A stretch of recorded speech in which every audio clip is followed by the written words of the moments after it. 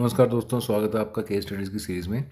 आज हम एक कुंडली डिस्कस करेंगे जिसमें इन नेटिव को हेल्थ प्रॉब्लम हुई थी बहुत सीरियस। वो भी अपनी बुध की दशा में। बुध जो लग्नेश का है और उच्च का भी बैठा लगन में। हालांकि वो 8 लॉर्ड मंगल के साथ बैठा है, उसकी युति मंगल के साथ है। ये भी कारण है बहुत बड़ा। लेकिन हम पूरी कुंडली डिस्कस करते हैं। जैसे इस नेटिव को कैंसर डिटेक्ट हुआ था बुध की महादशा में। हालांकि उनका कैंसर क्योर हो गया था बुध में। अब हम इसकी कुंडली को ओवरऑल उसके कॉम्बिनेशन देखें। एक तो राहु केतु एक्सेस है दूसरे और आठवें में, जो काल सर्पयोग हो जाता है, जो सेकंड एट्थ एक्सेस में काफ़ी बुरा माना जाता है लॉन्गेविटी के लिए और हेल्थ के लिए।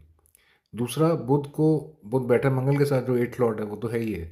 दूसरा, इसको शनि देख रहा है अपनी तीसरी दृष्टि से। शनि जो 6 लॉर्ड है बीमारियों का वो देख रहा है मंगल को भी और बुध को भी। तो देखा जाए तो इसमें छठे और आठवें का भी कॉम्बिनेशन है जो अच्छा नहीं माना जाता।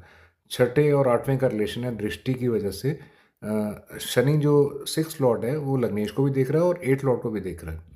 पराशर के हिसाब से, पराशर मत के हिसाब से छठे और आठवें का अच्छा नहीं मानी जाती युति या दृष्टि वाइज अगर संबंध हो आपस में। तो इनको कैंसर डिटेक्ट हुआ बुध की महादशा में, लेकिन वो बुध की महादशा में ही क्योर हो गया था अपनी रेडिएशन से या जो भी था। लेकिन इन्होंने फिर लाइटली लिया, इन्होंने दोबारा कभी ये चेक कराने गए नहीं।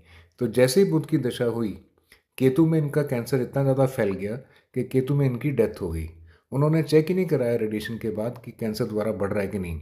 जब चेक कराया, बुध खत्म हो गया था, केतु आया, केतु में इनकी डेथ हो गई।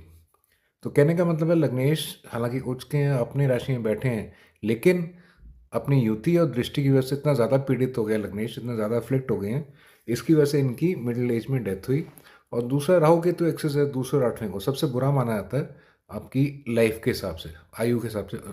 सो ये सब कारण थे इनकी अनटाइमली डेथ के और कैंसर होने के। Thank you.